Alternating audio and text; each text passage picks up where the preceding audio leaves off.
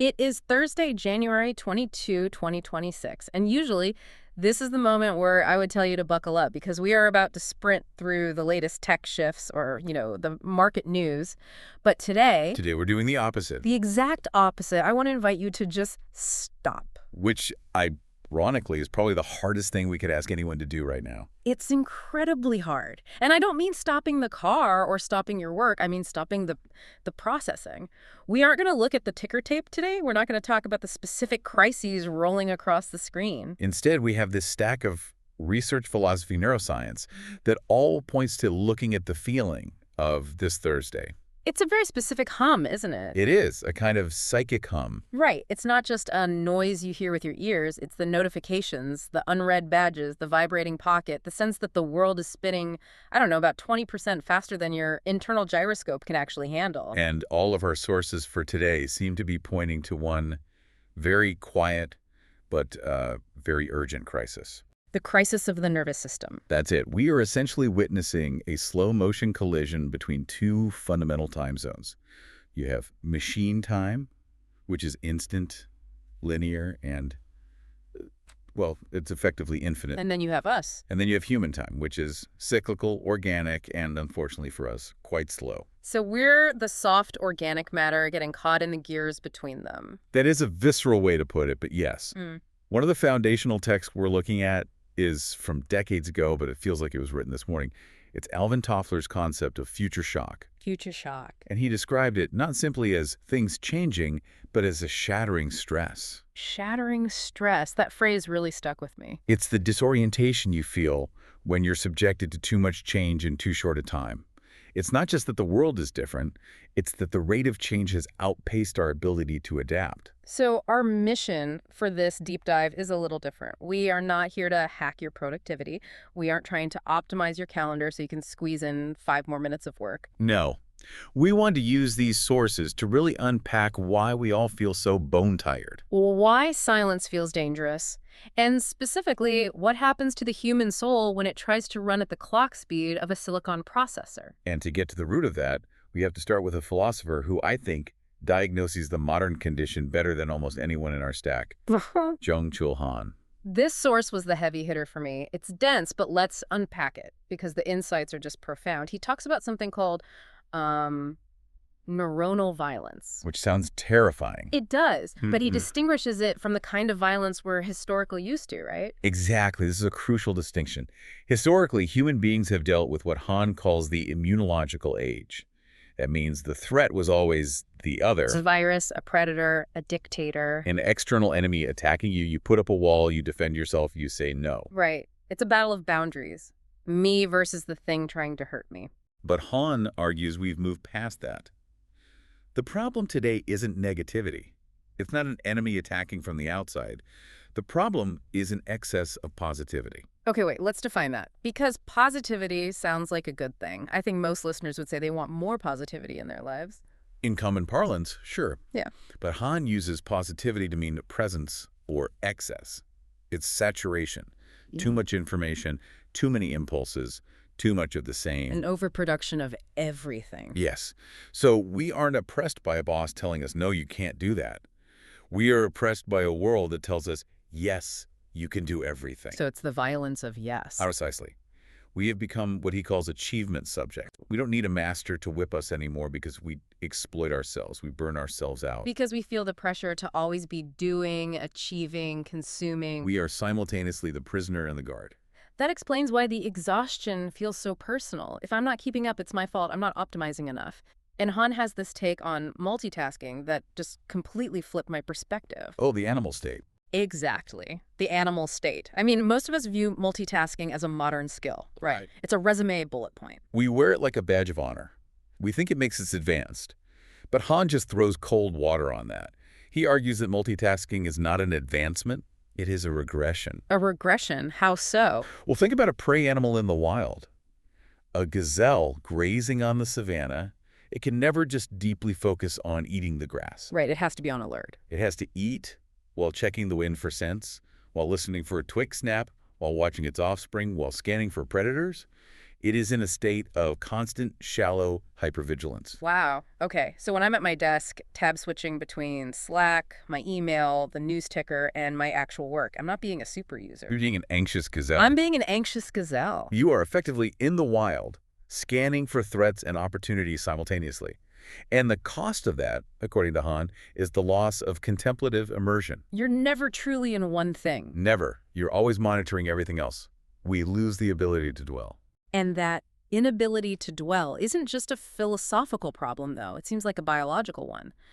We have some sources here on the actual neuroscience of this machine time. This is where we see the hardware limitations. And by hardware, I mean your brain. Digital systems have infinite capacity. A server doesn't get tired. It runs 24/7. An inbox can accept 10,000 emails in a second without breaking a sweat. But a human, we are biological. We have seasons. We have circadian rhythms. We need recovery. The article we have calls the result technostress. It's that constant low-grade whisper that you are behind. And you feel behind because your inbox is fuller now than it was an hour ago, even though you've been working the whole time. It's a race you can't win. Because the finish line moves at the speed of light. And the brain pays a physical price for trying to keep up. We have research here from Daniel Levitin on what this actually does to our energy reserves. This is about how the brain fuels itself, right? I found this fascinating because I always just assumed thinking was free. Far from it. The brain runs on oxygenated glucose. That's the fuel. Yeah. Now, every time you make a decision, you burn some of that fuel. And we think of decisions as big things, like buying a house. Right. But to your brain, do I answer this text now or later is a decision. Do I click this notification is a decision. Do I archive this email? That's a decision. So if I'm multitasking, I'm essentially machine gunning through my fuel tank. Precisely. You are burning through your limited glucose on trivialities. You're making hundreds of these micro decisions per hour. Yeah. And the result is that by 2:00 p.m., you feel exhausted and disoriented, even if you haven't done any real work. You've just spent the day context switching. There was a statistic in the stack about IQ that I actually had to read twice because I didn't believe it. The Infomania study, yes, this is a classic. It found that just being in a situation where you are trying to concentrate, but you know there is an unread email waiting for you, What did that do? it reduces your effective IQ by 10 points. A full 10 points. And to put that in perspective for you, that is a greater cognitive loss than the impairment associated with smoking marijuana. That is wild. So sitting at your desk, just anxious about your inbox, makes you cognitively slower than if you were stoned. It explains the brain fog so many people feel. You aren't stupid, you are depleted. And yet we keep doing it. We keep checking. We keep refreshing. Why? That's the million-dollar question. If it makes us feel stupid and tired, why do we do it? It's deeper than habit. It's biology hijacked. We have to talk about the novelty bias and the dopamine loop. We have the famous experiment by Olds and Milner with the rats. I remember reading about this in college. It's tragic. It is deeply tragic. They implanted an electrode in the pleasure center of the rats' brains, and they gave the rats a lever to stimulate it. The rats didn't just like it, they preferred it to everything. They ignored food. They ignored mates. They just pressed the lever until they died of starvation and exhaustion. And in this analogy, the lever is the smartphone. The lever is the refresh gesture. Pull to refresh. Every new email, every new headline, every red badge gives a tiny empty squirt of dopamine. It's a neural addiction. We're just pressing the lever. Gorging on data, but starving for actual nourishment. Speaking of nourishment, there is a specific mechanical issue with how we store information when we're in that state. I think this is one of the most practical takeaways from this stack. If I'm multitasking, watching the news while checking email, I feel like I'm absorbing information. You feel productive. But the science says I'm not. No, you're not. This is crucial for anyone trying to learn anything. Your brain has different filing cabinets. When you learn things while focused, the information goes to the hippocampus. That's where knowledge lives. Okay, so that's the good cabinet. Right. But when you were multitasking, when you were distracted, the brain routes that information to the striatum. And what does the striatum do? The striatum is for procedures and skills. It's for learning how to ride a bike or whisk an egg. It's muscle memory. It is not designed for facts and ideas. So you read an article while on a Zoom call, and the words might pass through your eyes, but they get filed in the wrong place. So you can't retrieve them. Not effectively. It just passes through you. It's like eating food with zero nutritional value. And that feeling, that information is just rushing through us without sticking, that leads perfectly into the more philosophical side of this. Because if we aren't retaining, what are we losing? We are losing the dream bird. I love this metaphor. It's so delicate. This comes from the philosopher Walter Benjamin. Benjamin wrote about deep boredom. Now, in 2026, we treat boredom as a sin. If you're bored, you are failing. You grab your phone immediately.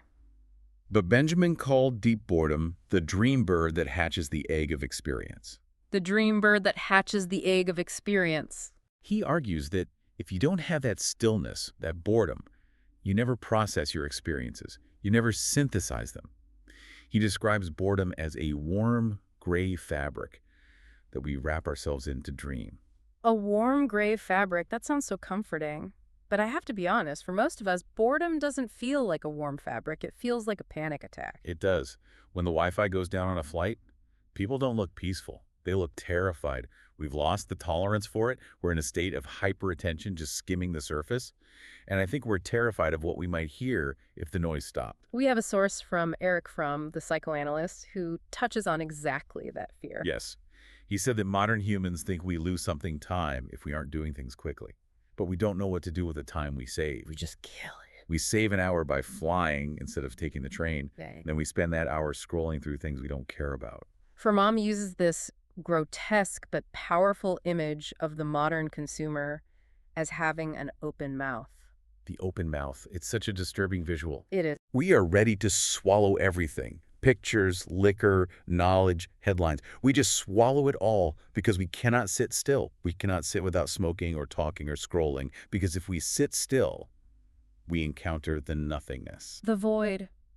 The anxiety of non-being. Silence feels like death, so we fill it with noise to prove we are still here. I tweet, therefore I am.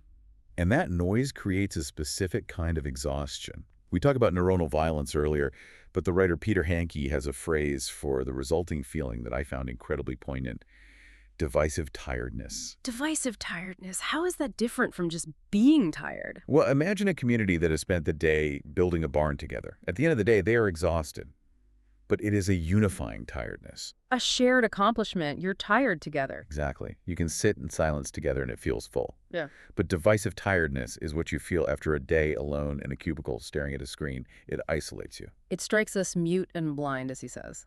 I'm tired over here in my digital silo, and you are tired over there in yours. And my tiredness makes me unable to see you. It shuts me down. That hits hard. It's that feeling when you come home and you can't talk. You can't listen to your partner or your kids because you are just so psychically numb. You don't have the bandwidth. Jung would call that a loss of soul. We have some Jung in the stack. He talks about dissociation. He compares the modern state to a neurosis. We split off parts of our mind to cope with the noise, but specifically, Jung mourns the loss of the symbolic life. He says we are cut off from nature and symbols. Thunder is no longer the voice of a god. It's just meteorology. The river isn't a spirit. It's just H2O. The magic is gone. The world becomes flat. And when the world is flat, we feel spiritually flattened. And yet, and this is the virtue trap that Julia Cameron mentions, we feel guilty if we try to step away. The virtue trap. This is framed for creatives, but I think it applies to everyone. We feel like we have to be this incandescent power. We have to be constantly on, constantly outputting. And if we aren't, we feel we are failing. We feel lazy. But Cameron argues, and the science supports this, that withdrawal is necessary. The human needs downtime, not scrolling time, but nothing time. It reminds me of Susan Cain's work on introversion and stimulation. We tend to think the world is just naturally loud, and if you can't handle it, you're weak. But she points out that for many human nervous systems, the modern world is just objectively too loud.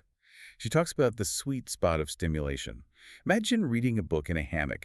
That's low stimulation. It's restorative. And then you open Twitter during a breaking news event. And suddenly you are drowning in a sea of strangers. Yeah. Even if you are alone in your room, your brain is processing the social signals of thousands of people screaming for your attention. Your nervous system treats that as a threat. So, okay, let's pause here. We've established that our biology is mismatched with our technology. We are chemically depleting our brains with multitasking. We are drowning out the dream bird of silence because we are afraid of the void. It feels heavy. It is heavy. But recognizing the weight is the first step. The most important takeaway from all these sources, from Han to the neuroscientist, is that this is not a personal failure. Right. That goes back to the impossible race. If you feel tired, if you feel scattered, if you feel like you can't keep up, that is not because you are undisciplined. It is because the system is designed for speed, and you are designed for rhythms. You need to forgive ourselves for not being servers. We do. And we need to protect our human hours. The sources mention this concept of a digital sunset. Now, to be clear, this isn't a productivity hack to make you answer emails faster the next day. No, it's a survival mechanism. It's about creating a hard boundary where machine time stops and human time begins, giving your nervous system a chance to downshift from that predator-prey hypervigilance Let's stop pressing the lever. to stop pressing the lever, to let the glucose replenish, to let the information move from the striatum to the hippocampus so you can actually keep it. There is a beautiful thought from our sources to leave us with today. It's about the gift of listening. Yes, in this culture of hyperattention and noise, the gift of listening is disappearing.